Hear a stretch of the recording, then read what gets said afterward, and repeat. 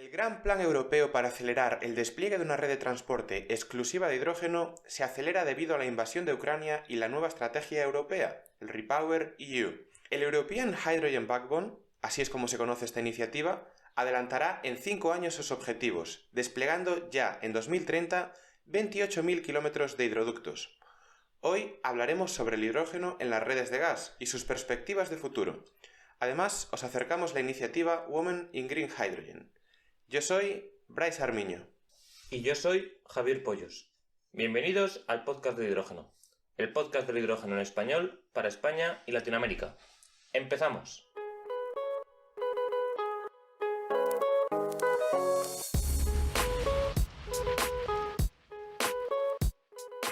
Hoy contamos en el podcast del hidrógeno con la presencia de Rosa Puentes, líder del grupo de calidad de gas e hidrógeno en ENSOC. Rosa, muy buenos días y gracias por unirte a nosotros en este episodio. Buenos días, Bryce. Buenos días, Javier. Muchas gracias por invitarme. Muchas gracias, Rosa. Bueno, en primer lugar, nos gustaría pedirte que te presentaras, tanto a ti como al organismo ENSOC, para que nuestros oyentes os puedan conocer mejor. Claro que sí, pues ahora mismo trabajo en el área de interoperabilidad como especialista de hidrógeno de calidad de gas en ENSOC. Y ENSOC es la red europea de transportistas de gas que se creó de conformidad con el reglamento 715, el reglamento europeo. ENSOC básicamente lo que ha hecho ha sido facilitar la integración de los mercados europeos del gas y también establecer los principios básicos para garantizar la interoperabilidad de los sistemas y la seguridad de suministro.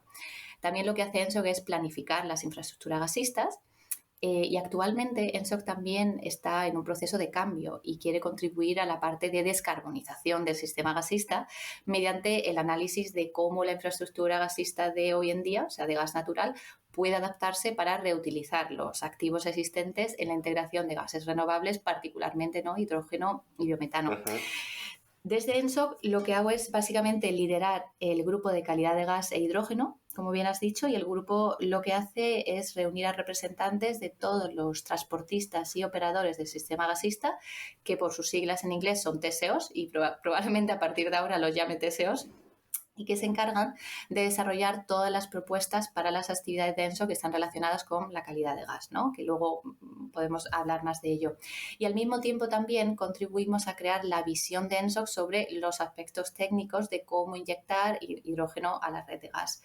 Además también analizamos las condiciones técnicas que son necesarias para reutilizar y adaptar estos activos que tenemos en la red de gas natural a hidrógeno. Y también ahora estamos desarrollando otro tipo de actividades más relacionadas con la parte de digitalización, ¿no? Como por ejemplo explorar las posibilidades de implementar las tecnologías, ¿no? que hablamos de Smart Gas Grids, ¿no? Para mejorar la cantidad de información, ¿no? Que los TSOs tengan, también para tomar mejores decisiones y para poder proporcionar información en tiempo real, ¿no? Y además de este grupo, también desde 2020 estoy liderando el grupo europeo que en inglés se llama Prime Movers Group y la traducción en español no es muy buena, así que lo dejamos así, que básicamente lo que hace es reunir a 40 asociaciones europeas, o sea, representando a toda la cadena de valor del gas, para discutir, ¿no? Facilitar este debate sobre cómo gestionar la calidad de gas a futuro, ¿no? Y el hidrógeno, porque no solo la inyección de hidrógeno va a afectar a lo que son los activos de gas natural a nivel técnico, pero también afecta a las aplicaciones de uso final, ¿no? Entonces tenemos como objetivo tener ese diálogo abierto con nuestros consumidores y con los reguladores y cualquier parte interesada para conocer también cuáles son sus expectativas y sus problemas, ¿no? A la hora de la descarbonización del sistema gasista. Muy bien. Pues sí que hacéis cosas. Antes de meternos de lleno con el hidrógeno, hablas de que desde el ENSOC peláis un poco por la integridad de los mercados de gas de los diferentes países. Para nosotros se nos hace muy difícil y muy complejo todo esto. ¿Cómo hacéis para acordar y controlar la calidad de los gases que pasan por los gasoductos, la composición del gas natural que se transporta entre los diferentes países por las fronteras? Sí. A ver, esta pregunta es un poco, ¿no?, compleja. Voy a intentar hacerlo lo más simple posible, ¿no? Que a mí también me costó al principio, ¿no?, entender cómo funcionaba todo. Entonces, vamos a ir a lo básico, ¿no?, para que, ¿no?, las personas que lo escuchen también, pues, oye, pues puedan aprender un poco. Y lo primero que hay que saber es que la composición del gas natural, así como de los gases renovables, ya sea biometano o hidrógeno, va a depender del origen, o sea, de dónde venga o de cómo se produzca, ¿no? Como, por ejemplo, ya sabes, el hidrógeno, pues será diferente la calidad del hidrógeno si viene de electrólisis que si viene reformado de gas natural. Vale, pues el origen del gas puede tener un impacto muy significativo en lo que es el poder calorífico, que es básicamente la energía, ¿no? Y en su índice de Bove, ¿vale? Que hablaremos de estos dos mucho hoy, que es básicamente el indicador de la calidad de combustión.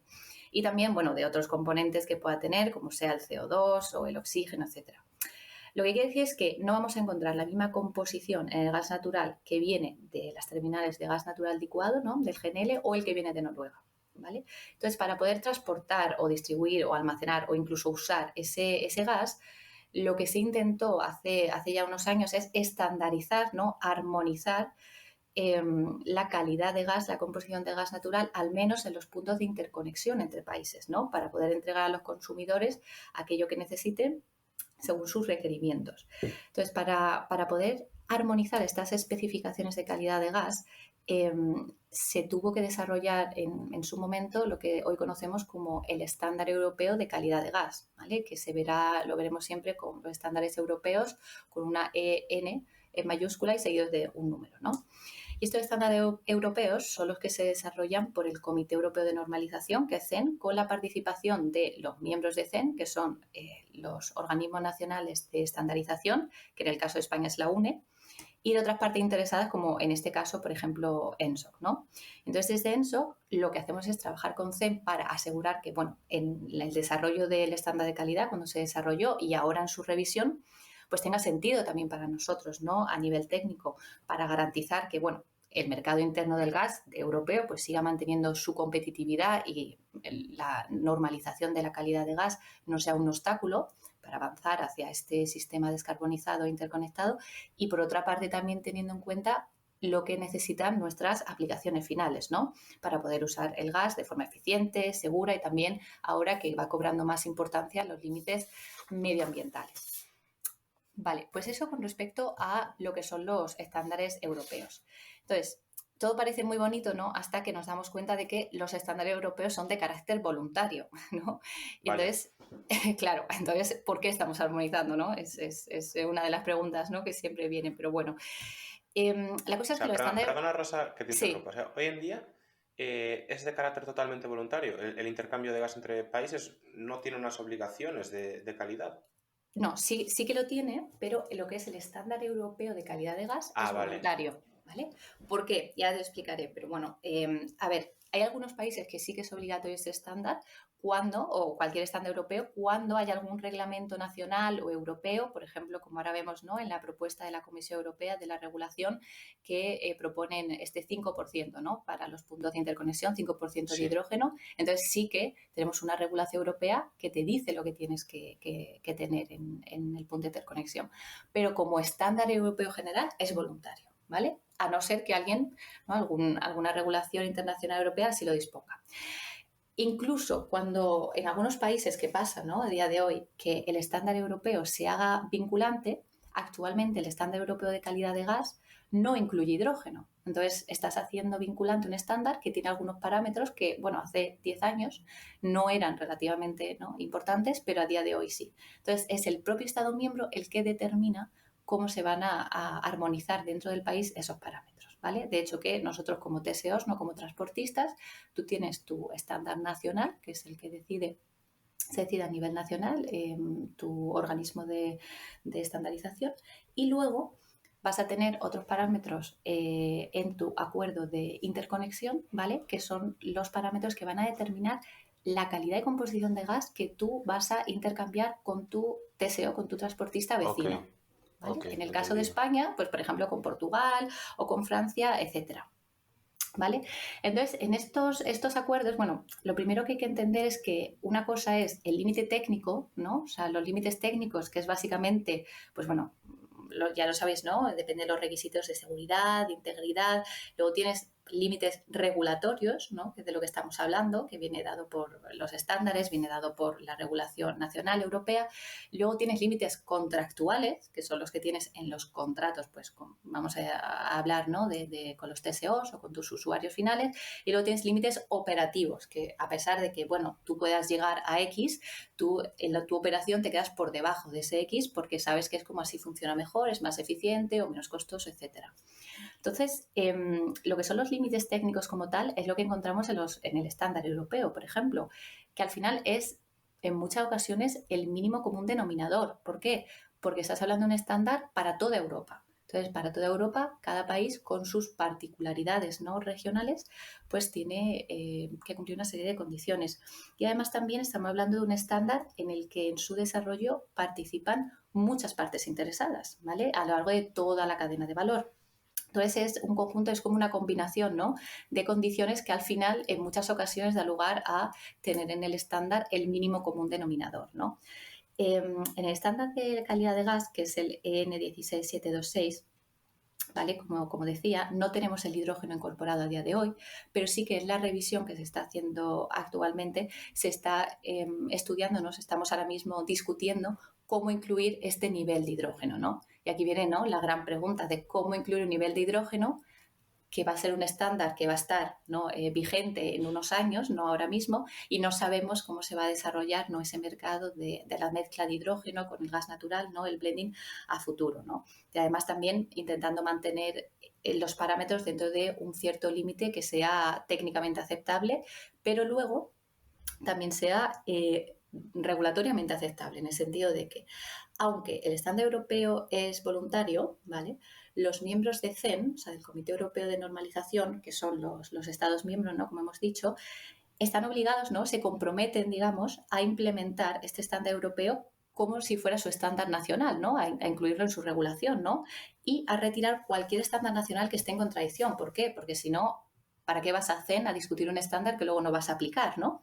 Pero ¿qué pasa? Que ahora llega, no sé, el caso de España, ¿no?, por ejemplo, que nos llega mucho GNL y no es la misma situación que es el caso de Austria, ¿no? Entonces, nosotros podemos tener unas particularidades en ciertos parámetros de calidad de gas que no lo tienen otros países. Entonces, nuestro organismo, la UNE en este caso, nuestro organismo de estandarización, tiene que pedir a CEN, que bueno, que nosotros tenemos que pedir lo que se llama en inglés la A deviation, ¿no?, que bueno, tampoco voy a entrar en detalle, pero que necesitamos unos requisitos distintos a los que hay en el estándar de calidad de gas, por ejemplo, ¿vale? Entonces, por ese sentido, es voluntario y al final es el Estado miembro el que tiene, como digamos, el poder de decisión sobre cuál es la calidad de gas que ¿no?, que está en el estándar nacional, porque al final lo que han ido recibiendo durante los últimos años a nivel de gas natural de las distintas fuentes, ¿no?, históricamente es lo que están regulando ahora. Y el hecho de que haya un estándar europeo, se intenta armonizar esa calidad de gas a nivel europeo, pero como ahora mismo estamos recibiendo estas calidades de gas, tampoco te puedes pillar y decir, oye, pues sí, acepto algo que no sé si a futuro de verdad se va a pasar. Y con el hidrógeno, sin embargo, lo que pretendemos hacer es lo contrario. Es decir, ahora no tenemos un mercado maduro, pero vamos a intentar estandarizar la calidad de hidrógeno, ¿no?, ya sea en el blending como la pureza del hidrógeno cuando tengamos lo que se llama como el backbone, ¿no?, a nivel europeo, ¿para qué? Antes del que el mercado esté maduro, para no tener estos problemas, ¿no?, de diferencia, antes del que el mercado esté maduro, ya saber cuál va a ser el límite que se va a intercambiar en los puntos de interconexión y cuál va a ser la calidad de hidrógeno que va a ir circulando por la red. Y con ello esperamos que se haga un proceso mucho más eficiente a la hora de poder transportar hidrógeno entre las fronteras y entre los países, ¿no? Y esto nos lleva a los acuerdos, ¿no?, como he dicho antes, los acuerdos entre los TSOs, ¿no?, que son acuerdos contractuales, sí. O sea, y obviamente tiene un enfoque más prudente. ¿Por qué? Porque si pensamos, ¿no?, en el caso de, por ejemplo, España y Francia, si en España tenemos un estándar de calidad X y en Francia tenemos un estándar de calidad Y, que variará en algunas cosas, porque ya he dicho que, bueno, cada Estado miembro lo desarrolla en función de sus condiciones regionales y del gas que le llegue, los TSOs tienen que llegar a un acuerdo de cuál es la calidad de gas que van a intercambiar en el punto de conexión, para que luego saber que cuando llegue al país van a poder hacer en sus operaciones diarias, ¿no?, lo que se llama el Gas Quality Management, ¿no?, manejar, ¿no?, esa calidad de gas para hacerla cumplir con las condiciones del país. Entonces, todo esto está regulado o está contractualmente, ¿no? Está acordado en lo que se llama el acuerdo de interconexión, ¿no? Y ahí especifica todo, los límites de calidad de gas, la composición del gas natural que se va a intercambiar e incluso en el caso de que hubiera un problema, ¿no? Porque, por ejemplo, pues oye, no vamos a ser capaces de llegar a la calidad de gas estipulada en el contrato porque, por lo que sea, una situación de emergencia o porque ha habido un problema con alguna fuente o por cambios de consumo, etcétera. Entonces también está ahí estipulado el procedimiento, ¿no? De, bueno, quién se lleva la Está todo responsabilidad reflejado. justo en el contrato para así evitar problemas. Y este acuerdo de interconexión, sin embargo, obviamente no es algo que, bueno, cada TSO, imagínate, pues si tuvieras que hacerlo uno diferente, o sea, tienes que hacer uno diferente con cada TSO, pero el procedimiento está estandarizado para que no cada uno pueda tener un procedimiento distinto y, bueno, si tienes muchos puntos de interconexión, eso sería la fiesta. Entonces, bueno, con el objetivo básicamente de preservar esa interoperabilidad y decir, vale, pues todo el mundo sigue el mismo procedimiento y desarrolla un acuerdo de interconexión parecido, ¿no? No igual, porque cada uno, bueno, tiene sus particularidades, pues todos los acuerdos de interconexión se tienen que basar en el código de red de interoperabilidad que se desarrolló ya hace unos años y este es una norma, ¿no? Es una regulación que tiene que transponerse en todos los Estados miembros, o sea, que es aplicable a todos y que sí que es de obligado cumplimiento, ¿vale?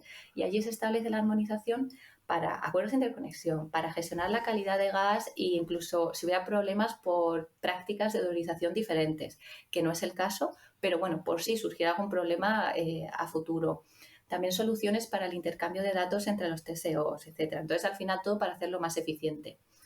Y bueno, sin entrar mucho en detalle, por ejemplo, el código de red sí que estipula que el procedimiento que hay que seguir en el caso de, por ejemplo, en un punto de interconexión apareciera una restricción debido a una diferencia en la calidad de gas o de autorización, como hemos dicho, en algún lado de la frontera, ¿no?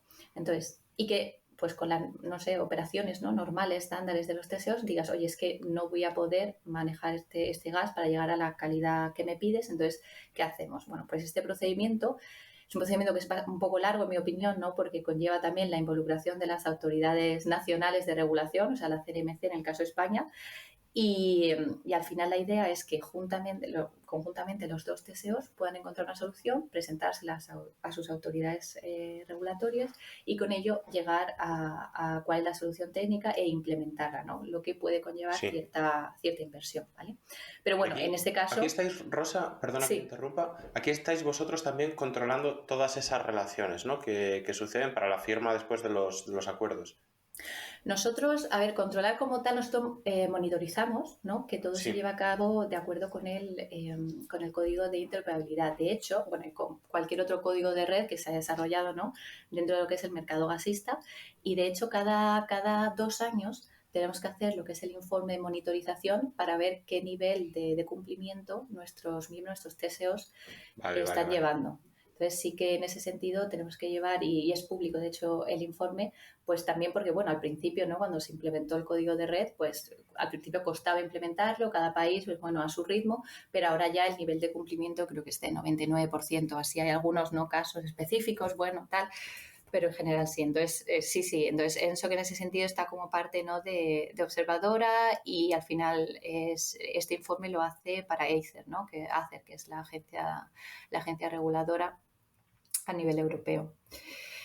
Así que, bueno, ya, ¿sabes?, por resumir un poco la parte, ¿no?, de calidad de gas y tal, pues eso, tenemos el estándar europeo, ¿no?, que es voluntario, como he dicho. Entonces, bueno, cada Estado miembro tiene su propia especificación de calidad de gas, lo que a veces es un poco, pues no soluciona mucho las cosas, pero los puntos de interconexión sí que desde hace ya muchos años los TSOs se han puesto de acuerdo y tienen sus parámetros controlados, ¿no?, y saben perfectamente cuáles son las condiciones que han de cumplir a cada lado de la frontera. Y en cuanto a la medida, a ver, ¿por qué es importante no medir la calidad de gas? Especialmente los puntos de interconexión, pero no solo, ¿no? Porque no es que para nosotros sea importante conocer la calidad de gas o la composición del gas natural porque lo ponga en un contrato, sino que si no conocemos las propiedades, ¿no?, como el poder calorífico o el índice de Bove, para empezar, no se le podría facturar, por ejemplo, al consumidor, ¿no? No vaya a consumir el gas, pero es que además, cuando te varían por ejemplo, el índice de Bove o el poder calorífico, se pueden producir cambios en el producto final de la industria que está cogiendo ese gas o incluso en Claro. los procesos o procedimientos que esa industria lleva a cabo cuando procesa ese gas. Entonces es muy importante conocer esos parámetros y además comunicárselos también al consumidor, y eso también lo recoge el código de interoperabilidad, donde indica, bueno, pues al final es un acuerdo bilateral entre el transportista y el consumidor, o también el transportista y el distribuidor, o también los almacenamientos subterráneos, sobre el tipo de información que el usuario necesita, en qué tiempo, ¿no? En qué time lead lo necesita, y también el tipo de datos que va a necesitar para llevar a cabo sus funciones. Entonces, básicamente en los últimos años es verdad que, bueno, la calidad de gas más o menos estaba estable, pero lo que sí que esperamos es que a futuro, con la inyección de hidrógeno, pero no solo con hidrógeno, también el biometano, ¿no? Que también tiene sus particularidades, en especial con respecto al nivel de oxígeno, ¿no? Pues que todos esos sistemas que hablamos, ¿no? De digitalización, smart gas grids, tal, pues que eso de verdad se tiene que implementar, porque los consumidores ya te están pidiendo que necesitan saber más, necesitan poder saber cuándo va a cambiar la calidad de gas. Ahora, si de repente si cayera una de las fuentes de suministro, ¿no? Como puede ser a futuro, saber cómo eso les va a afectar a su proceso. Entonces, todo esto de la digitalización al final va a jugar un papel muy importante en el tema de controlar, ¿no? Y medir la calidad de gas a futuro. Entendido, entendido. Pues ya también pasando un poco al sector del hidrógeno, lo has dejado caer y no sois ajenos, ¿no? A lo que está pasando y a la transición energética que está viviendo el sistema gasista, que pues todo parece indicar a que se enfrenta a grandes cambios en los próximos años. También has comentado que tenéis mucha cooperación y conversaciones, no solo con las TSOs, con las transportistas del gas, sino también con otros stakeholders, lo has dejado caer, como por ejemplo posibles consumidores. ¿Cómo estáis, esto ya lo he respondido parcialmente, ¿no? ¿Cómo estáis planteando desde ENTSOC este panorama, esta transición, sobre todo hacia el hidrógeno? ¿Y cómo se puede hacer y cómo se está hablando con estos stakeholders para que esa transición sea pues, de una forma segura, tanto económicamente como en términos técnicos? Sí, la verdad es que, pues, como ya comenté, el papel fundamental de ENSOC es ser ese agente, ¿no? que permita facilitar la cooperación y coordinación entre los distintos agentes. Entonces, por ejemplo, ahora mismo, ¿no? Que vivimos una situación bastante excepcional, ¿no? Quizás sea interesante también, ¿no? Explicar que desde ENSOC la cooperación interna al final es fundamental, pero no significa que, bueno, pues hablemos solo con nuestros miembros que forman parte de la Unión Europea, porque al final el gas, por lo general, viene de fuera y por lo tanto tienes que saber y tienes que tener una cooperación directa con ellos. Entonces, por ejemplo, ahí está el reglamento de la Unión Europea, que es el 1938, relativo a medidas para garantizar la seguridad de suministro de gas, que es el que justo hace unos días, a mediados de marzo, la Comisión propuso una enmienda, ¿no? Para un poco tratar el tema, la situación que estamos viviendo. Y este reglamento lo que hace es reivindica, por supuesto, la importancia de la cooperación y la coordinación regional, y además también intenta minimizar el impacto que una situación de emergencia pueda tener en los consumidores. Entonces lo que hace es, bueno, tiene distintas disposiciones que están destinadas a garantizar la seguridad del suministro de gas en la Unión Europea mediante un funcionamiento, bueno, pues, del mercado que permita aplicar medidas excepcionales, ¿no? Cuando el mercado, por lo que sea, no pueda seguir aportando el suministro de gas, incluyendo, pues, como ya hemos visto, ¿no? Medidas de solidaridad de último recurso, o también, bueno, hay distintas otras medidas. Pero esa regulación también establece, bajo el paraguas de ENSOC, la creación de equipos de cooperación regional, que se llama RECO, ¿no? Regional Cooperation en inglés. Pues estos equipos RECO están formados por estos TSOs de cada uno de los corredores de suministro de gas identificados, ¿no? Que tenemos, por ejemplo, Oriental, Mar del Norte, o tenemos el norte de África, ¿no? Que es donde está España, la parte sudoriental de Europa, ¿no? Entonces, bueno, con estos, lo que hacen estos equipos de coordinación, que ahora actualmente se están reuniendo muy a menudo, de hecho todos los días, es también proporcionar información ad hoc, información en tiempo real de lo que está pasando en el sistema gasista, y también proponer soluciones para aliviar, ¿no? Lo que puedan ser los cuellos de botella en caso de que se vea que hay alguna emergencia o situación de crisis. Y además, este reglamento también, además de crear los grupos de coordinación, también crea un grupo de coordinación de gas general, ¿no? Que incluye a pues, Estados miembros, que incluye a la Comisión, que incluye a ENSO y a otras partes también involucradas, como la Agencia de Cooperación de los Reguladores de la Energía, que es ACER, ¿no? Entonces, con esto lo que se pretende es que haya una cooperación muy intrínseca entre las distintas partes de la cadena de valor y que además se pueda realizar en cualquier momento en caso de que se identifique un cuello de botella que no permita que se suministre el gas de la forma adecuada. Y además, por supuesto, pues como cualquier reglamento de seguridad de suministro, ENSOC tiene que realizar los análisis pertinentes para saber, por ejemplo, que en caso de que haya una indisponibilidad de la mayor infraestructura de gas, la capacidad técnica del resto de las infraestructuras puede satisfacer la demanda total de gas en una zona determinada durante un día que se imagine de una demanda de gas excepcionalmente elevada, ¿no? Que es lo que se llama, ¿no?, el N-1. Entonces, en ese sentido, la verdad es que se realizan muchos análisis ad hoc para ello y se tiene una cooperación interna muy, muy cercana entre todos los TSOs, incluso de fuera de Europa, ¿no? Y para hidrógeno va a tener que ser lo mismo, o sea, no va a poder ser, no hay una fórmula que digas, oye, pues lo hacemos así, esto va a salir y nada. O sea, no hay una fórmula milagrosa en este sentido para descarbonizar la red gasista y menos se puede descarbonizar solo por una parte, o sea, tiene que ir todo en su conjunto. Entonces, encontrar este equilibrio ahora mismo entre los diferentes principios, ¿no? Lo que vemos hay principios técnicos, ¿no?, de inyección de hidrógeno, posibilidades del hidrógeno para el blending, pero también tenemos principios regulatorios, ¿no?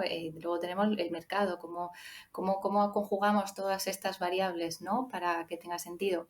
Entonces, para poder encontrar todas esas respuestas, ENSOC no lo puede hacer solo, y sobre todo porque ENSOC, que es la parte de los TSOs, estamos, como yo digo, ¿no?, en la mitad, ¿no? Y luego tenemos a los de arriba que nos suministran y a los de abajo que consumen. Entonces, si intentas ir tú solo como un silo, no va a funcionar. Entonces, bueno, al final desde ENSO lo que estamos intentando desde hace ya un par de años es facilitar este intercambio de conocimiento y de mejores prácticas, no solo con nuestros miembros, pero también con otros stakeholders, ¿no?, con otras organizaciones. Por ejemplo, se ha creado el grupo el panel asesor para las redes de gas de futuro, ¿no?, donde se discute un poco más a nivel más, ¿no?, high level, ¿no?, los distintos desarrollos que están surgiendo en los distintos sectores. Y luego tenemos dos grupos también dedicados que son quizás más prácticos, ¿no? Tenemos, que es lo que digo, ¿no?, que se llaman Prime Movers Group, que no lo voy a traducir porque es que la traducción es que ni siquiera sé cómo decirlo, pero bueno, el concepto de Prime Movers, así como su nombre indica, ¿no?, es tener a los prime movers, ¿no?, a los primeros, ¿no?, que quieran estar en este desafío, ¿no? Lo que pasa es que prime movers suena muy bien cuando es algo nuevo, pero el hidrógeno ya no es nuevo, o sea, ya lleva aquí mucho. Entonces, cuando fuimos a crear este grupo de prime movers, ¿no?, que se supone que es un grupo dedicado de partes relevantes y exclusivo, ¿no?, como digamos, nos surgieron 40, sí, nos surgieron 40 organizaciones. Y digo, pues a lo mejor no es un prime mover, si son movers sin más, pero bueno, así se llamó y así se ha quedado. Pero bueno, el concepto era tener este grupo pequeño, ¿no?, digamos. Entonces, el grupo que yo lidero, ¿no?, del Prime Movers de calidad de gas e hidrógeno, que además no solo lidero yo desde ENSOC, sino también tenemos a las 4 asociaciones europeas de distribuidores, porque al final pues eso tenemos que ir juntos, ¿no?, transportistas y distribuidores. No tiene sentido que yo diga, sí, a nivel de transporte hacemos esto con nuestros consumidores. Bueno, pues que te estás olvidando de toda la parte de aguas abajo que tienes a tus distribuidores, que están conectados a muchísimos más consumidores que tú, ¿no? Claro. Entonces, este grupo, ¿no?, al permitir este diálogo abierto entre todas las partes interesadas de la cadena de valor, que como ya te digo, más de 40 organizaciones por 2 representantes por organización, al final te encuentras con 80, 90 personas en la reunión, que bueno, no es que sea muy fácil, pero bueno, el objetivo al final es... ¿Cuánto duran estas reuniones, Rosa? Estas reuniones, esa es una buena pregunta. A veces han sido reuniones bastante intensitas, ¿no? Algunas veces han sido 5 horas bastante duras. A veces les doy un descanso, ¿no? Pero otras veces, sí, luego he ido reduciendo, ¿no?, según el tema iba avanzando. Pero al principio la verdad es que ha sido bastante intenso, ¿no? Porque al final también el objetivo es darle la palabra a todas las organizaciones, ¿no? O sea, se trata de, que no porque lo facilite ENSOC vamos a hablar de cosas de transportistas, ¿no? Se trata justo lo contrario, de escuchar al consumidor.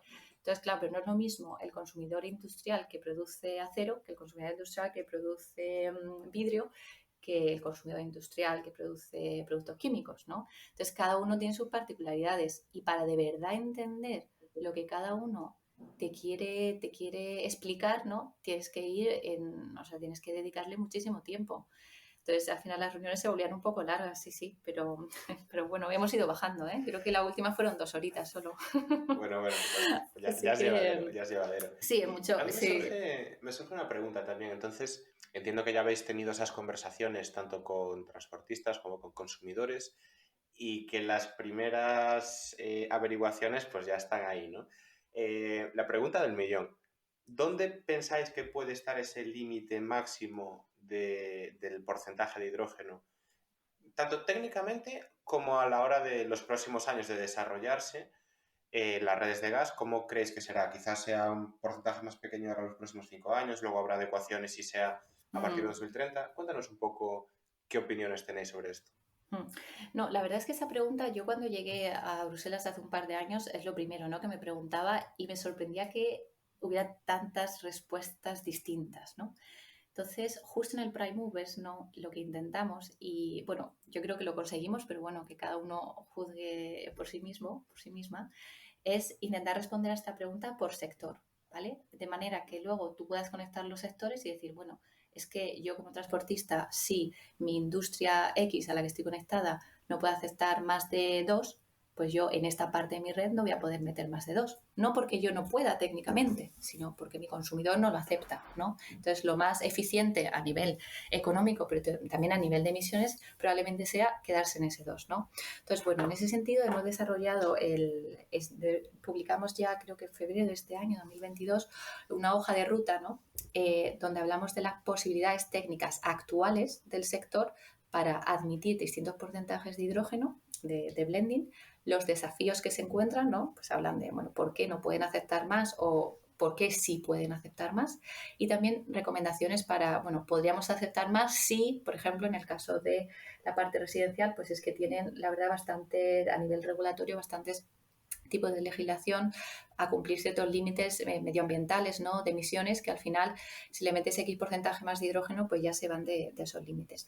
Entonces, bueno, en esa parte la verdad es que descubrimos muchas cosas y fue bastante interesante. Yo creo que fue una curva de aprendizaje donde yo por lo menos aprendí bastante y, por ejemplo, la parte del blending, ¿no? Que es la que ocupa el grosso, el fundamental de todo el informe, pues al final también entiendes que todos en la parte de la cadena de valor tenemos el mismo objetivo, ¿no? Queremos ir hacia la descarbonización del sector, es necesario, es urgente, pero la forma de llegar, cada uno tiene su propia idea, ¿no? Y cómo pones todas esas ideas juntas de manera que, ¿no? Cuando hablamos de la red gasista, pues al final tienes que conectar a todos esos consumidores que tienen formas distintas de ver la descarbonización. Entonces, bueno, por ejemplo, veíamos que uno de los consumidores más sensibles, ¿no? Que es la parte de la industria de las materias primas, que para ellos, bueno, en particular el proceso de acetileno y de sulfurización de metano, para ellos un 1,5, un 3 de hidrógeno en volumen, ¿no? Es lo máximo que ahora mismo ellos ven que van a poder aceptar, porque ellos de verdad lo que a ellos les interesa tener el hidrógeno puro y el metano puro, ¿no? Como moléculas. Entonces, su descarbonización irá en otro sentido. No irá en el sentido del blending, pero irá en el sentido del syngas, ¿no? O el biometano para sustituir al gas natural y la parte y el hidrógeno, ¿no? En red dedicada, ¿no? Pero si al principio, por, no sé, pues esta transición, ¿no? De la que hablamos, donde el blending se espera que juegue un papel en hacer lo que es aumentar la producción, ¿no? O, por ejemplo, acceder a hidrógeno renovable, como decía la Agencia Internacional de la Energía, ¿no? Que, bueno, que un 5% de blending en la red podría aumentar la demanda de hidrógeno en 2,5 millones de toneladas de hidrógeno al año, pues, hombre, en ese sentido, ellos podrían aceptar hasta un 3%, ¿no? En algunos procesos.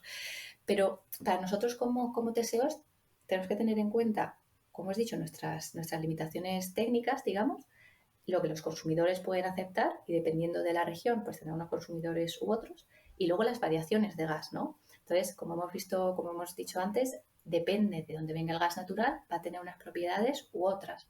Pues también depende de dónde venga ese gas natural y sus propiedades, vas a poder inyectar un límite de hidrógeno u otro. ¿Por qué? Porque te va a producir variaciones en la calidad de gas que puedes aceptarlas o puedes no poder aceptarlas. Entonces, yéndonos a la parte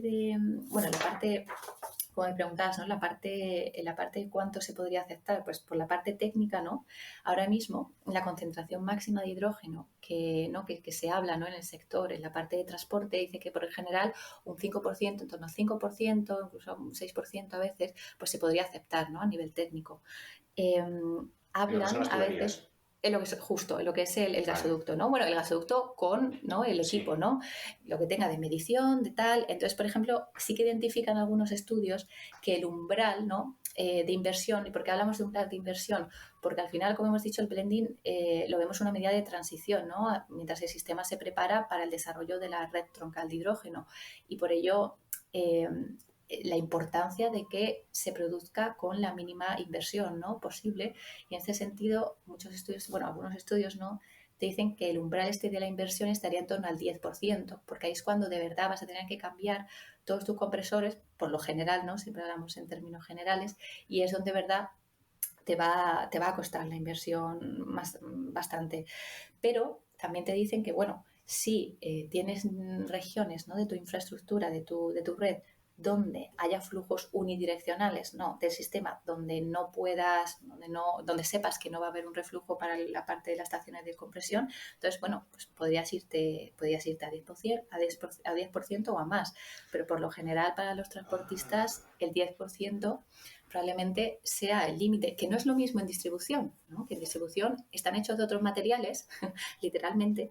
Entonces, a ellos sí, cuando dice está hecho de otros, sí, ellos podían llegar al 20%. Y de hecho, bueno, ya lo comentaron el otro día, ¿no? El compañero de Redexis, que los estudios que están haciendo para el 20% y se está viendo que a nivel europeo sería posible. Pero en la parte de transporte, por los materiales y por otras cuestiones también, la compresión, fundamentalmente, el 10% sería como el punto de inflexión, ¿no? En lo que decimos que puede haber en regiones se encontremos este punto de inflexión, no tiene que ser en 10, puede ser en 5, puede ser en 7, puede ser en 2, ¿no?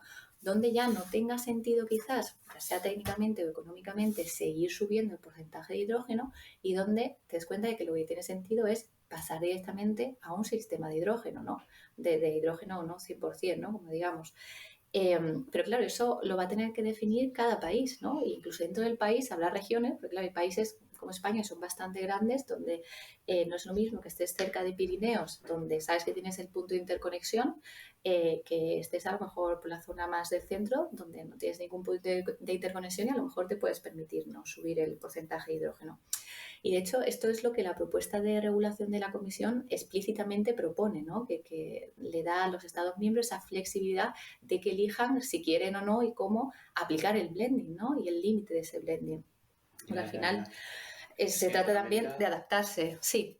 Digo que a medida que ibas hablando ahora, daba la sensación de que, bueno, las redes que comentabas bidireccionales, pues sí que tendrán que estar muy controladas, pero habrá algunas zonas que se podrán incluso ir, llamémosle, desmembrando y anticipando, ¿no? Y aumentando posiblemente o disminuyendo lo que sería el porcentaje de mezcla de hidrógeno ya dentro de un propio país. Es decir, una zona que hoy en día pues llegue la tubería simplemente para alimentar esa región o a ese entorno o a ese municipio, podría absorber más hidrógeno en función de los consumidores, Exacto, ya sin estar limitado. Vale. Y exacto. a nivel conexión entre países, ¿hacia dónde avanzan los tiros en tema de la calidad y el porcentaje de mezcla máximo?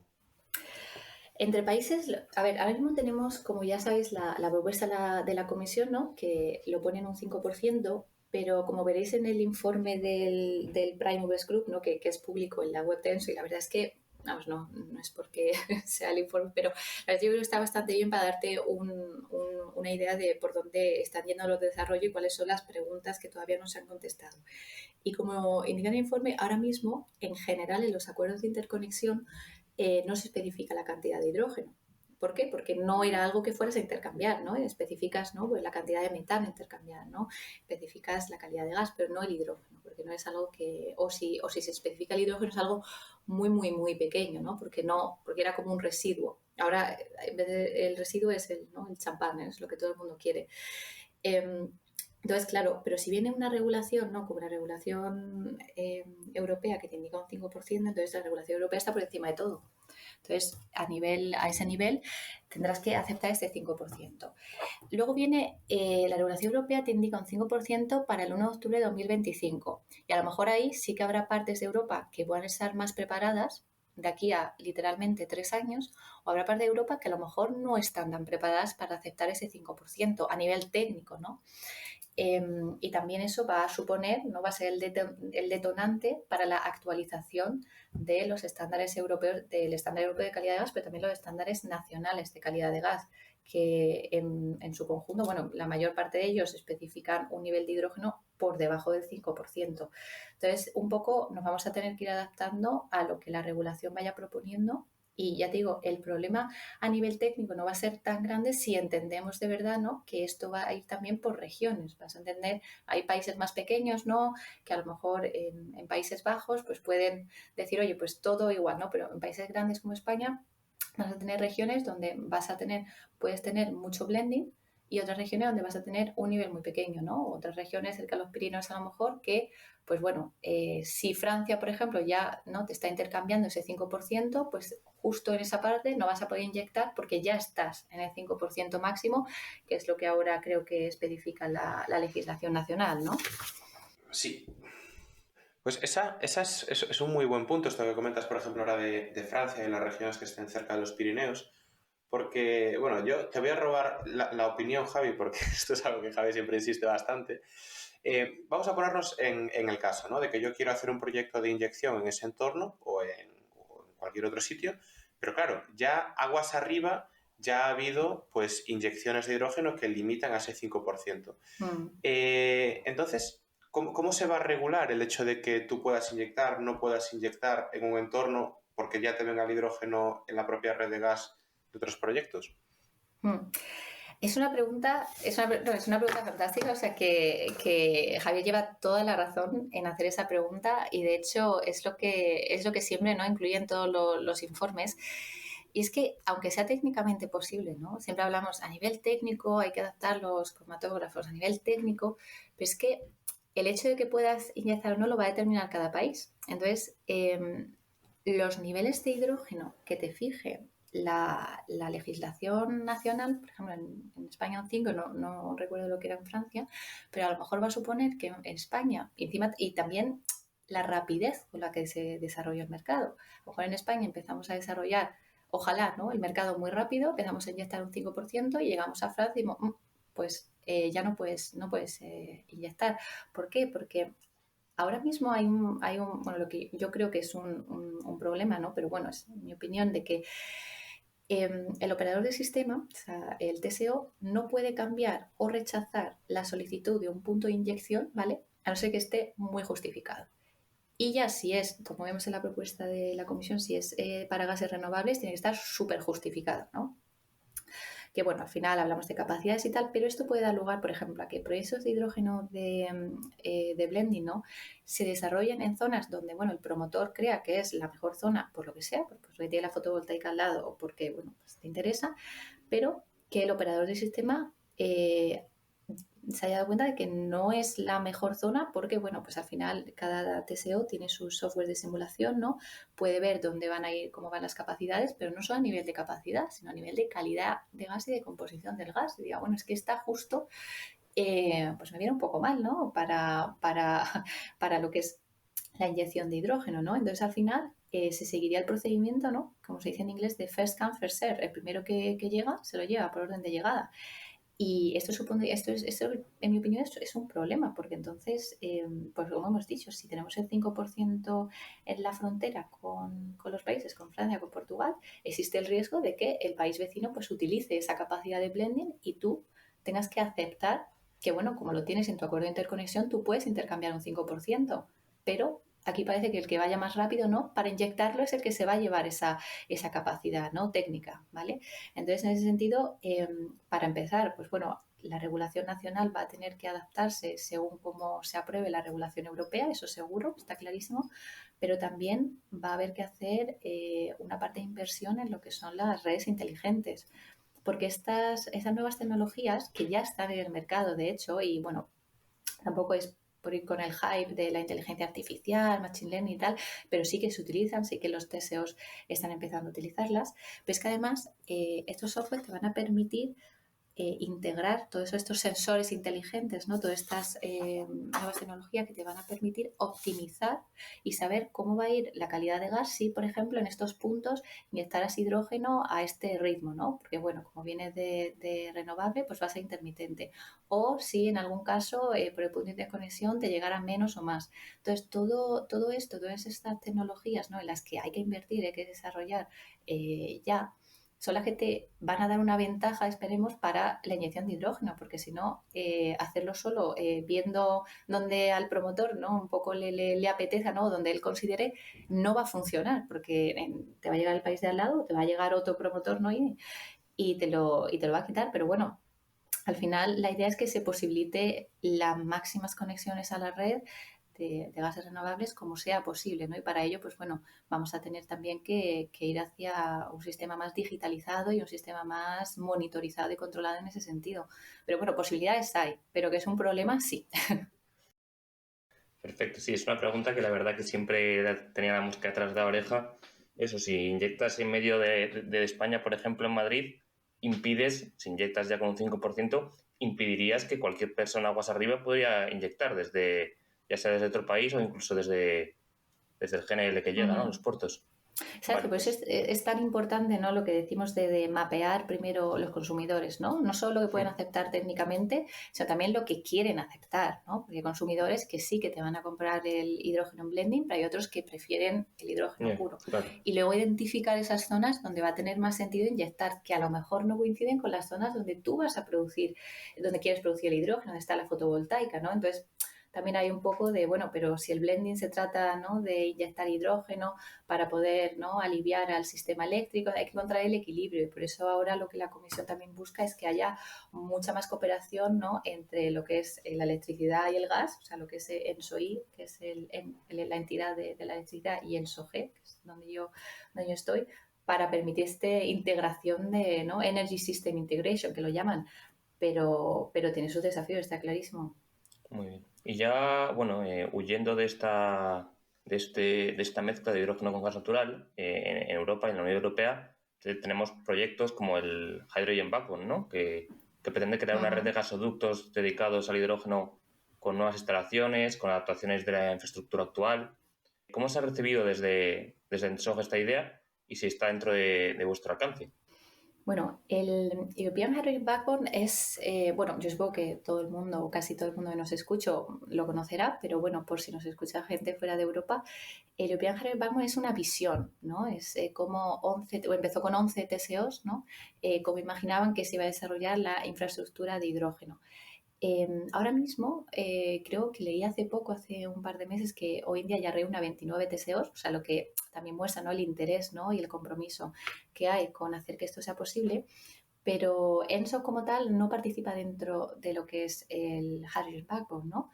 Porque como digo, no, el Hydrogen Backbone es como la visión y lo que hace ENSOC, ¿no? Lo que tiene como tareas dentro de la regulación 715 es desarrollar a nivel técnico, ¿no? El plan de desarrollo de la red a 10 años, ¿no? O sea, más que tiene que basarse, pues, bueno, lo que llamamos el TYNDP, ¿no? Que es por sus siglas en inglés, y se basa no solo en cómo los TSOs ven el desarrollo a futuro, pero también en cuáles son las deficiencias del sistema y cuáles son la infraestructura necesaria, ¿no? Entonces, un poco el Hydrogen Backbone como que ha empezado todo esto y además ha servido mucho, es muy útil para ver el compromiso que hay y cómo se quiere desarrollar la red y luego lo que se espera es que, bueno, el desarrollo natural, ¿no? Sea que una vez que ENSO o en el caso de que finalmente se apruebe la propuesta de la Comisión, el NOH, ¿no? Que es el organismo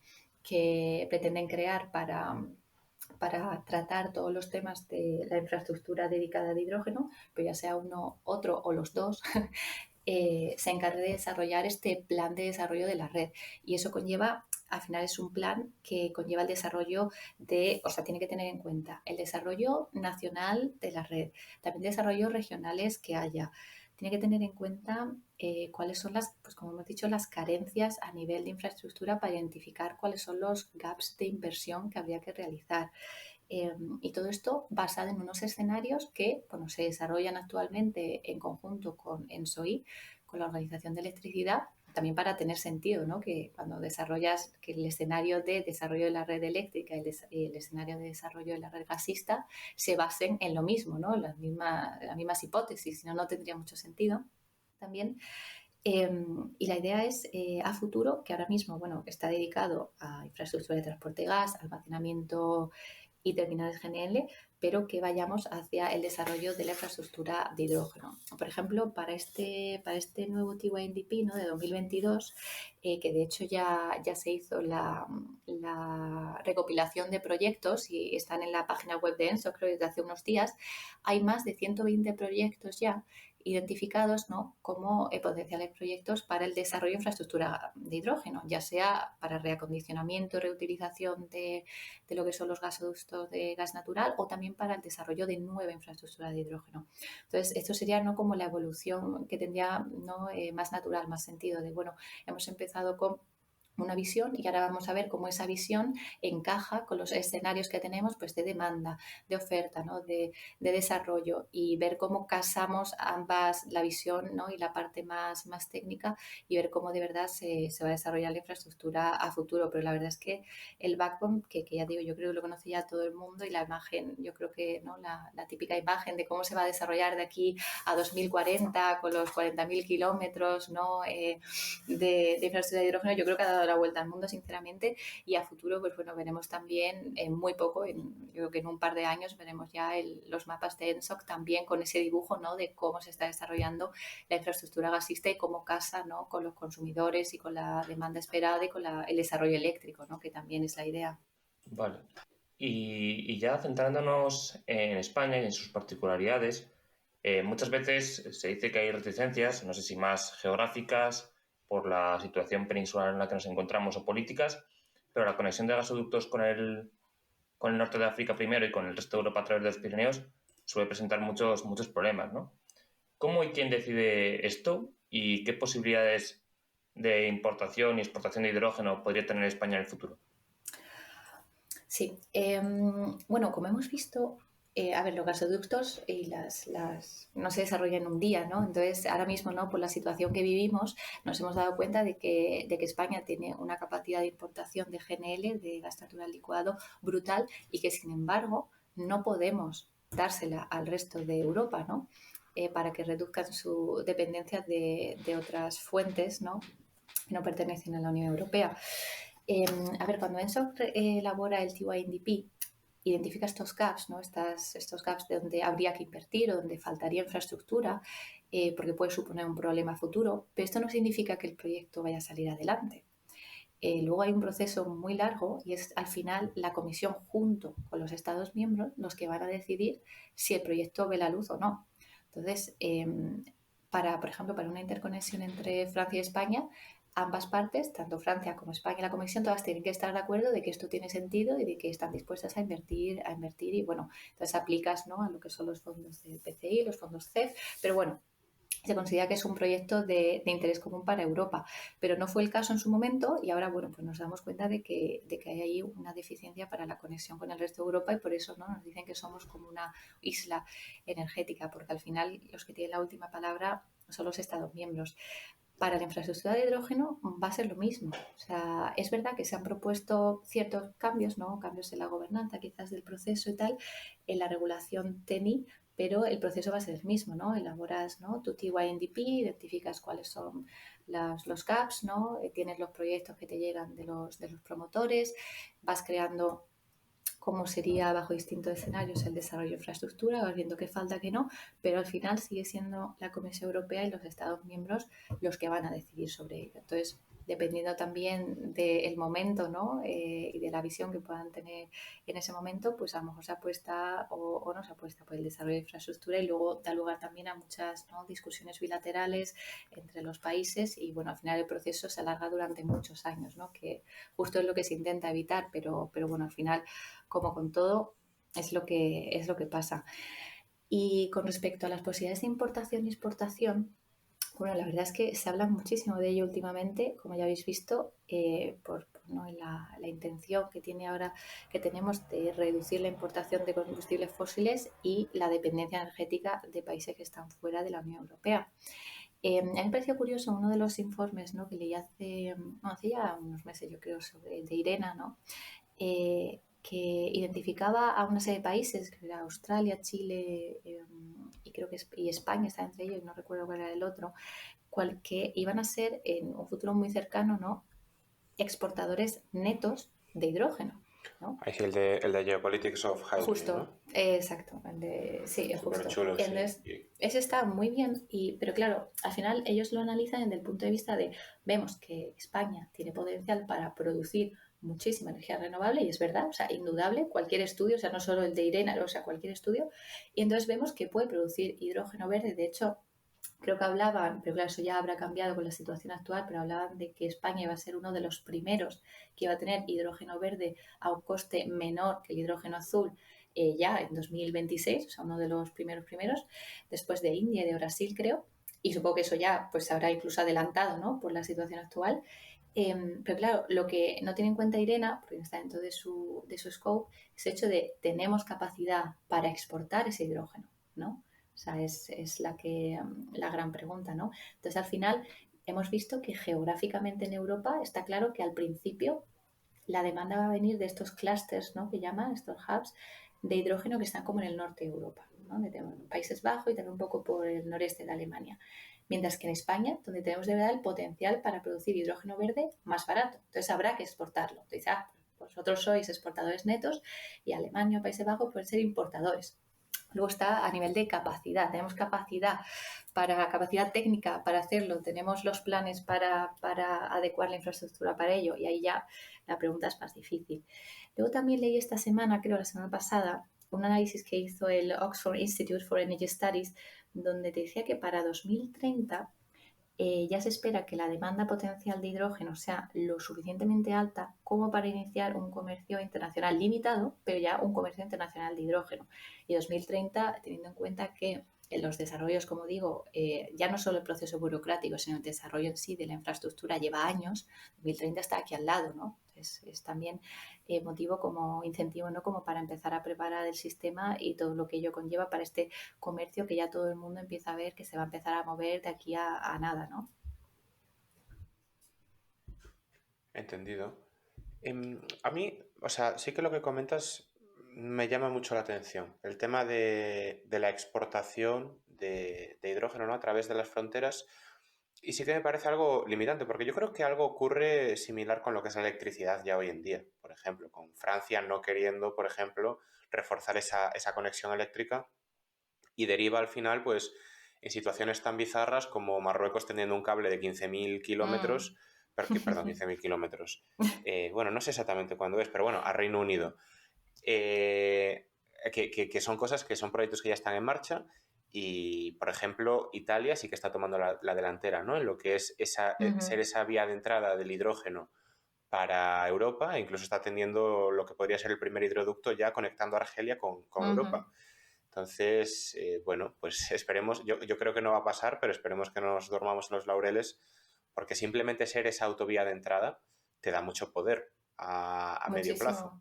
Sí, sí, muchísimo. Y de hecho es que la capacidad, o sea, hay muchos estudios, o sea, no solo el Hydrogen Backbone, ¿no?, que es como el más pintoso, ¿no?, el que todo el mundo ve, está muy bonita la imagen, pero hay estudios más técnicos que también ya concluyen que, oye, que hay capacidad para hacerlo, que se puede hacer, que lo que necesitamos es poner el plan en marcha y empezar a adecuar la infraestructura para tener, pues, por un lado, las mínimas interrupciones posibles para los consumidores y también para que esté en el momento adecuado, porque podemos ser pioneros en ese sentido, pero claro, necesitas también el impulso un poco regulatorio, impulso un poco político ahí, ¿no?, para poder llevarla a cabo. De hecho, creo que el gobierno, Teresa Rivera, que es una crack, yo creo que ha estado muy lista ahora pidiendo, pues, esa financiación ya para que las propias tuberías puedan transportar hidrógeno, ¿no? Para, ahora que estamos en crisis, decir, oye, pues vamos a pedir un poquito más, a ver si es así. Rosa, Ya cambiando un poco también de tema y dejando tecnicismos al lado, vamos a hablar de otra de las instituciones en las que estás involucrada, que es Women in Green Hydrogen, que esto sí que lo voy a traducir, Mujeres en el Hidrógeno Verde, y que es una iniciativa que, bueno, ahora nos contarás más, pero que busca sobre todo promover el papel de la mujer dentro de la industria del hidrógeno. Dinos un poco de qué se trata y qué es lo que hacéis. Sí, pues la verdad es que a ver, a mí me encanta hablar de esto, entonces, igual que me encanta hablar de calidad de gas, ¿eh? O sea que tampoco no me he querido extender más, pero si tenéis preguntas, yo encantada, la verdad. Women Green Hydrogen es una red, ¿no? que la lanzamos en noviembre de 2020 y depende un poco del gobierno alemán, porque bueno, la creó la GIZ y bueno, entonces el proceso es lento, pero al final se creó con el objetivo de mejorar la diversidad dentro del sector del hidrógeno verde, ¿no? Porque la diversidad, o sea, sobre todo en un sector que necesita de la innovación, necesita de nuevas ideas, que está, ¿no? como rompiendo un poco lo que se viene haciendo los últimos años. Entonces, lo que queríamos y lo que seguimos promoviendo es la participación de la mujer, principalmente también, pues bueno, en conferencias, en charlas expertas, en medios relevantes, ¿no? Para dar forma a este discurso que sea más diverso, inclusivo, ¿no? En el mundo del hidrógeno verde, porque al final lo que se intenta es crear una comunidad, ¿no? de personas, tanto hombres como mujeres, y que se fomente ese intercambio de conocimiento, ¿no? Y para ello muchas veces nos hemos dado cuenta de que era necesario conectar a las mujeres con otras mujeres para no romper esa barrera inicial que a veces pasa de como, ¿no? en este sector a lo mejor un poco más técnico no me veo tan, ¿no? confiada, etcétera, ¿no? que a veces hemos escuchado que pasa. Entonces, y la verdad es que ha tenido muy buena acogida y la verdad es que se ha expandido internacionalmente, ha sido increíble. Bueno, hemos podido organizar muchísimas sesiones de trabajo, de networking, incluso un programa de mentoring internacional con CEOs y VP de muchísimas empresas que están dispuestas a dedicar 1 hora al mes para, ¿sabes? facilitar, ¿no? ayudar a jóvenes profesionales, ¿no? que están empezando en el sector. Y además hemos creado una base de datos que está accesible a todo el mundo, que incluye más de 550 perfiles de mujeres expertas en hidrógeno.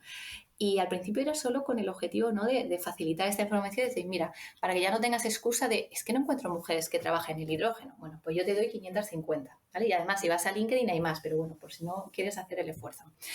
Pero es que además hemos descubierto en los últimos meses que gracias a esta base de datos nos llegan mensajes de, oye, he encontrado a un partner para mi proyecto, ¿no? Gracias a tu base de datos. O, bueno, gracias a la base de datos he encontrado el perfil que buscaba para esta posición que, por lo que sea en LinkedIn, pues no lo encontraba, ¿no? Por lo que sea, por los filtros, lo que sea. Entonces, bueno, la verdad es que eso también, ¿no? te genera orgullo de decir, oye, estás haciendo algo bueno. Pero aún así hay muchísimo trabajo por hacer. O sea, vamos viendo como todavía hay muchísimas conferencias y paneles que están muy lejos de conseguir una representación equilibrada de mujeres y hombres.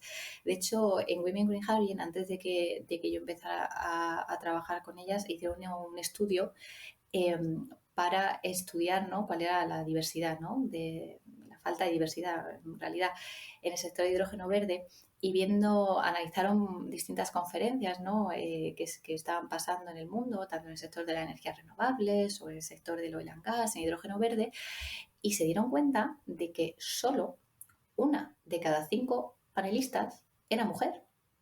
Lo que es increíble, porque en sectores como el oil and gas, ¿no? que se consideran, ¿no? sectores más conservadores, el promedio es de un 22%. Y bueno, en las energías renovables parece que vamos mejorando y ya vamos en un 32%. Pero en hidrógeno parece que nos estamos quedando un poco atrás. Entonces, bueno, estamos intentando también impulsar ese cambio. Primero, ¿no? Creando este nivel de conciencia de, oye, que de verdad hay un problema y de verdad podemos evitarlo y tienes herramientas a tu disposición para hacerlo. Y entonces, con eso, para 2022 ahora mismo nos estamos centrando en 3 pilares principales, que es llegar a más mujeres fuera de Europa, porque al final diversidad no se trata solo de hombres y mujeres, pero también diversidad de distintas zonas geográficas y de distintos backgrounds. Luego también queremos convertirnos en una organización independiente, ¿no? Independiente del gobierno alemán, pues básicamente para tener libertad, ¿no? a la hora de realizar proyectos, ¿no? También, sobre todo porque vemos que hay muchísimos cursos, ¿no? de hidrógeno, de capacitación, pero que son carísimos y no todo el mundo puede permitirse esos cursos ni esa capacitación. Entonces, si pudieras ofrecer ese conocimiento, ¿no? Esa formación a las mujeres, sobre todo pues probablemente en países en vías en desarrollo, eso sí que pueda generar un impacto muy positivo, ¿no? en su carrera profesional. Y luego hay el punto, ¿no? que a mí me encanta, ¿no? Y es que no queremos solo diversidad, ¿no? Porque suena muy bien y todo el mundo diversity, diversity, pero también necesitamos inclusión. Y hay una frase que me encanta, que leí hace mucho, mucho tiempo, no sé, y se me quedó grabada, y dice, la diversidad es que te inviten a la fiesta, ¿vale? Y la inclusión es que te saquen a bailar. Y es que la diversidad, ¿no? Y es que la diversidad así en sí no tiene valor, ¿no? Al final es la riqueza, la proporción de la inclusión. Y al final no se trata de invitar, ¿no? A una mujer a un panel de, mira, ya está, check, ya tengo a mi mujer aquí en el panel, ¿no? Moderadora además. No, se trata también de que se sienta a gusto, ¿no? en ese sitio, ¿no? De que se sienta cómoda, de que pueda hablar de temas técnicos, porque no se trata de juntar a las mujeres para hablar de igualdad, ¿no? Que ese es también un problema que a veces dicen, es que es un panel todo de mujeres, pues vaya a hablar de vuestras cosas de mujeres. Digo, no, vamos a hablar de taxonomía, pero vale. Ya es un poco, ¿no? La idea de la iniciativa, pero bueno, tampoco me quiero enrollar mucho, porque hay una página web, la pueden consultar y la verdad es que estaremos encantadas de cualquier cosa, cualquier idea que tengáis de trabajar con vosotros, con quien sea. Fenomenal. Y ya dijiste también que, bueno, contabais con apoyo de gobierno, de instituciones y que tenéis muchas profesionales del sector involucradas. ¿Qué tipo de perfiles están apoyando? Y también qué tipo de empresas, instituciones, además del propio gobierno, están involucradas y están, bueno, no sé si como sponsors o cediendo ciertos beneficios, espacios, etcétera. Sí, bueno, justo dependemos, ¿no? de la GIZ, del gobierno alemán, entonces ese es como el principal apoyo y es el que de hecho nos dio la financiación para poder crear la página web, ¿no? Porque al final la página web con la base de datos y tal, pues también se llevaba una buena parte. Pero luego hay muchas empresas, desde consultoras como Guidehouse o, por ejemplo, no sé si os sonará Enapter, pero bueno, Enapter es la empresa de electrolizadores que ha ganado el primer premio, ¿no? del Earthshot Prize y que además la cofundadora de Napter es también cofundadora de Women Green Hydrogen, ¿no? Entonces, por esa parte es como un doble apoyo. Pero también tienes a la DENA, tienes a TÜV-SÜD y luego lo que hemos hecho, porque estas son, ¿no? como empresas que apoyan, ¿no? O sea, no financieramente, porque ahora mismo no hay ninguna empresa que apoye financieramente, porque, como te comento, dependemos del gobierno alemán, entonces ese tipo de colaboraciones no están permitidas a día de hoy, pero luego también hemos conseguido desarrollar partnerships, colaboraciones muy estratégicas con empresas de eventos muy grandes del sector, pues como sonará World Hydrogen Leaders, que seguro que os suena, o ATA Insights, ¿no? Estuvieron en el evento hace un mes, o Reuters, ¿no? Y entonces con todos ellos tenemos el objetivo, ¿no? Trabajamos conjuntamente para que consigan al menos un 30% de mujeres en sus paneles. Entonces trabajamos conjuntamente para ello y por ahora, bueno, cuesta, no te digo que sea algo que lo consigue de un día para otro, pero la verdad es que, bueno, con estas colaboraciones conseguimos al menos crear ese impulso y hay más ganas, ¿no? Hay más motivación para hacerlo y, por supuesto, colaborando también con otras redes, ¿no? de mujeres del mundo, ¿no? Porque, bueno, hay muchas redes, ¿no? en el mundo de mujeres en energía o mujeres, ¿no? en Latinoamérica, tal, porque se trata de unir esos esfuerzos, no es una competición y entonces cualquier colaboración, que ya te digo, no tiene ningún tipo de apoyo financiero, pero es más también un acuerdo mutuo de apoyo, pues es más que bienvenido. Genial. Ya lo has mencionado antes que tenéis la página web, pero ¿qué le dirías a nuestros oyentes que pueden hacer para sumarse a participar o apoyar esta iniciativa? Pues esa es una pregunta que me hace mucho porque, pues en general, ¿no? Como decías, suelen venir sponsors y que te quieren apoyar financieramente, que estaría genial, ¿eh? Cuando seamos una organización siempre vendrá bien. Pero parece que no sabemos ver más allá de la parte económica de sponsors, ¿no?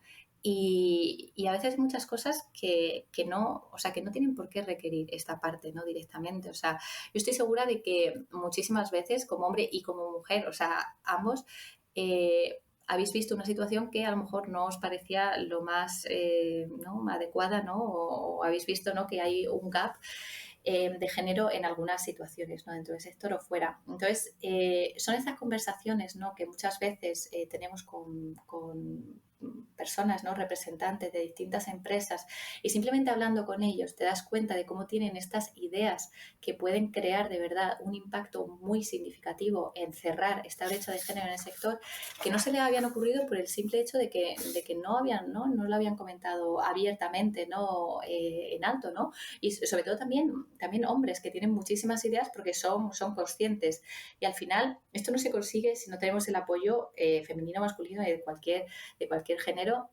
Entonces, como digo, hay muchísimo potencial para colaboración de cualquier tipo, y sobre todo es que como estás, no es algo que haces porque te motiva, porque te llena, no lo haces por ningún incentivo económico, pues cualquier idea, ¿no? Es más que bienvenida, y de hecho, bueno, las llevamos casi todas para adelante, lo que también es un reto, ¿no? A nivel personal y profesional, pero bueno, la verdad es que cualquier idea es más que bienvenida, como ya digo.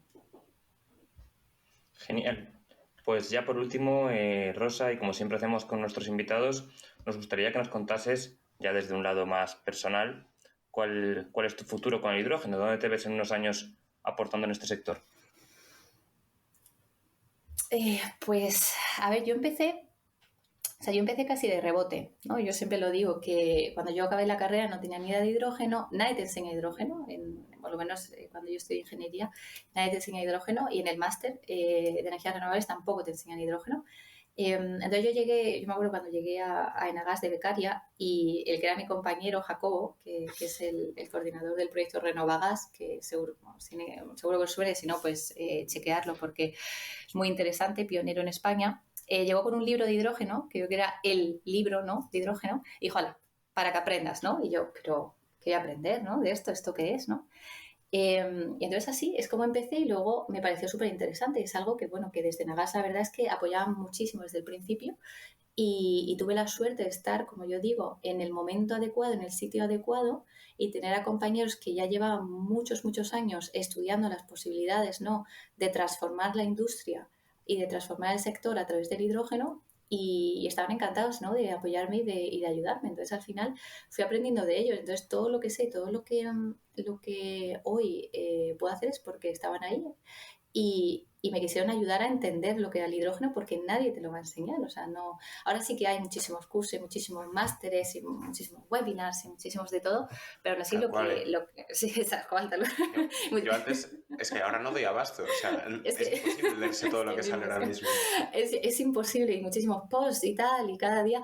Pero es increíble porque aún así la gente que lleva en el sector, es que el hidrógeno no es nuevo, entonces hay gente que lleva muchísimos años en esto, pero muchísimos.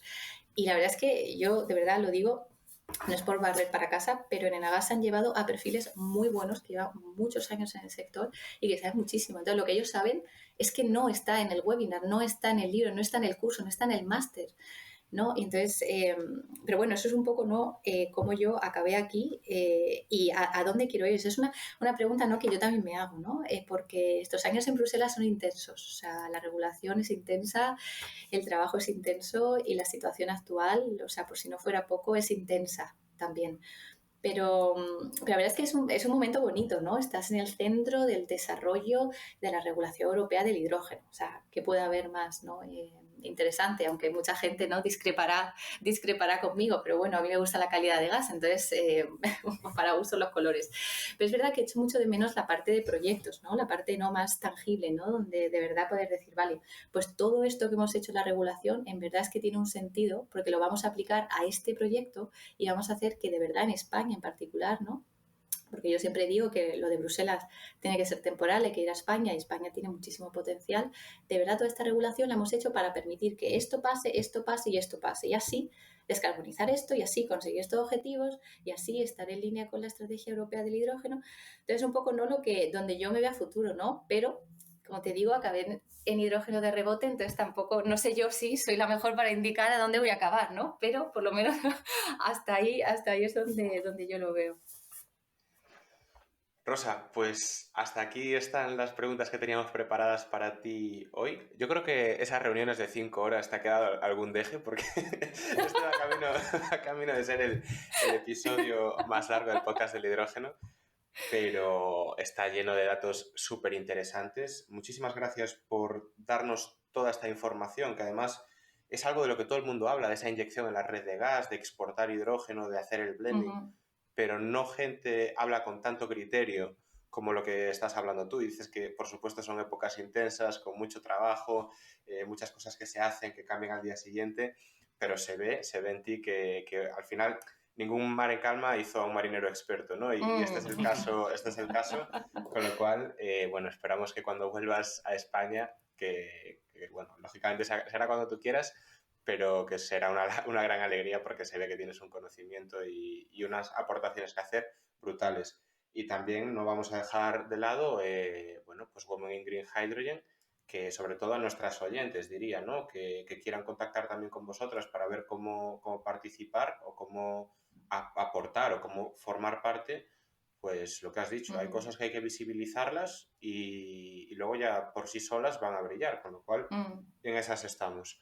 Así que Rosa, muchísimas gracias por estar con nosotros en este episodio. Muchísimas gracias a vosotros, Bryce, Javier, encantada. Abrazo. Un abrazo. Y hasta aquí ha llegado el episodio de hoy, en el que hemos podido contar con la presencia de Rosa Puentes, quien nos ha contado cómo se organiza y garantiza el intercambio de gas a nivel transfronterizo a día de hoy y cómo se hará en el futuro con el hidrógeno, además de la iniciativa Women in Green Hydrogen. Esperemos que os haya gustado y que nos acompañéis durante los próximos capítulos, ya que es mucho lo que tenemos y queremos contar. Dadle a like y suscribiros para ayudar a que este podcast crezca.